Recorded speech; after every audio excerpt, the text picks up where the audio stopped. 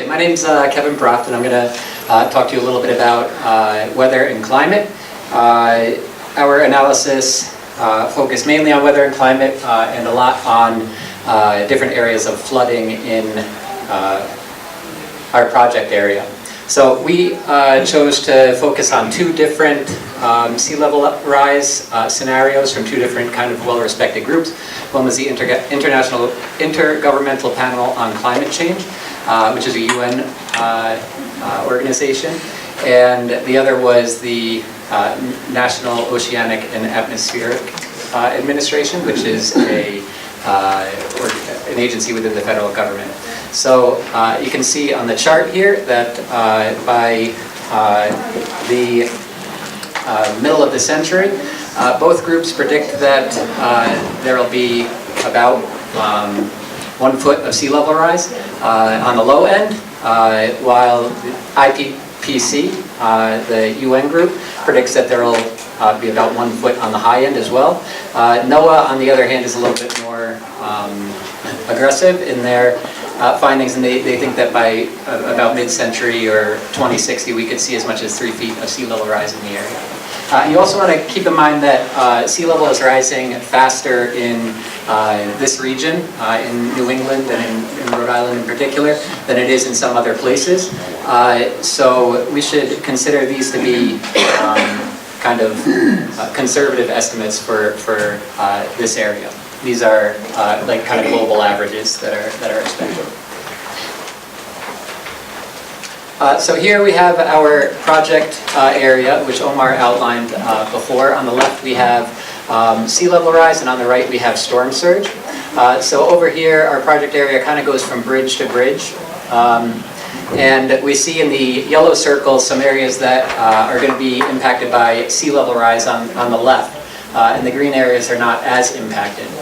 The three yellow areas that we see here, one and then these two down here, they are not actually in our project range, but they're places that we want to keep in mind anyway. From north to south, this one up here is River Road near the Blackstone Conservancy, which is like a conserved kind of forested area in Providence. And that one there is India Point Park. And that one there, all the way down at the bottom, is right by us, Bold Point Park. So you can see that all three of those are pretty severely impacted by 3 and 5 feet of climate of sea level rise. So 3 feet would be the blue areas, and 5 feet is the purple areas. They're both, or all three of them, are important recreational areas that we want to link up to with our project and be thinking about having a nice, easy connection to these recreational areas from this area here. So we just want to keep that in mind. For our project. You can see these two areas here, this one and this one. From north to south on the Providence side, we have Richmond Square, and we have the Gano Gateway, which is just above India Point Park. Those two areas are not severely impacted by sea level rise. They have steep banks, and they're both at about 12 feet of elevation, so they're not going to see major impacts, which is a good thing.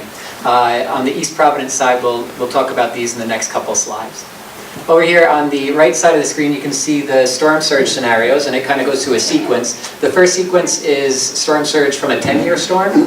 The second one is from a 50-year storm, and the third one, that one, is from a 100-year storm. So you can see that with a 100-year storm, our whole project area is really inundated and flooded.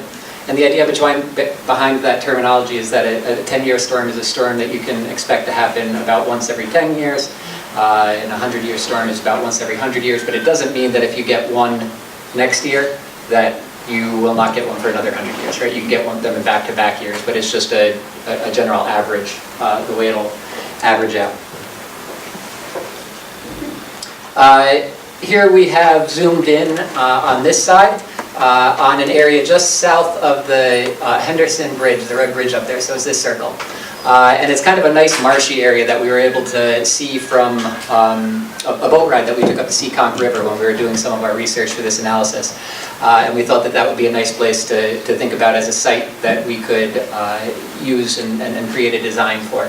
So the marsh is mostly located down in this area here, and you can see that the whole site is not that impacted by sea level rise, but the marsh is not very wide either. So even a small amount of sea level rise like we see here could turn that marsh from being marshy to open water in the future. So that's something we want to consider when we're designing this area. This is a picture of the marsh that we took, I think, from a different site visit, standing on the shore. So you can see that right here we start to see taller trees, which means that it's farther upland. So there's not a lot of room for the marsh to migrate back before it starts to get steep. So you could lose that with sea level rise.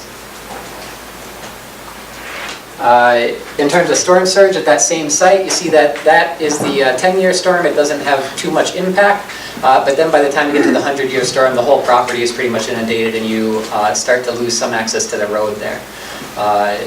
So as with almost all of the sites along the river, storm surge is going to be something that we want to factor in when we're designing. This property here is down just north of the 195 bridge. It's currently the American Equipment and Fabricating Corporation, and it's a very flat and low-lying area, right? So again, blue is 3 feet of sea level rise, purple is 5. You can see that even with just 3 feet of sea level rise, which we're talking about maybe being the middle of this century, you're already starting to see inundation, and then with 5 feet, you're completely flooded, including this area under the bridge.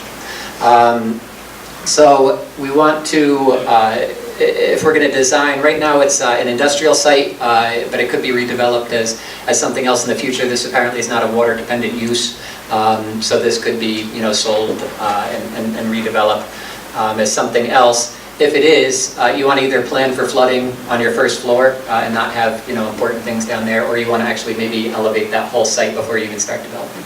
So that's something that we'll be considering in our project. Storm surge, even a 10-year storm, completely inundates this site. And then when you get up to 100-year, it's getting into properties that neighbor it and the roadway.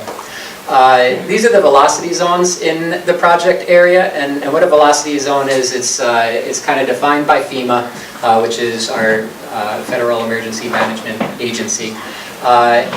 And the people that do our flood maps for flood insurance. And they define a velocity zone as a place that's not going to be impacted just by flooding during a 100-year storm, but also is going to see wave action, which is more damaging to buildings. So a building here, even if this area and this area both flood, buildings in this area are going to be in more danger because they're in this wave action velocity zone. So you can see that the American Equipment and Fabricating Corporation and the Gano Gateway, our 2 sites down here, are in that velocity zone.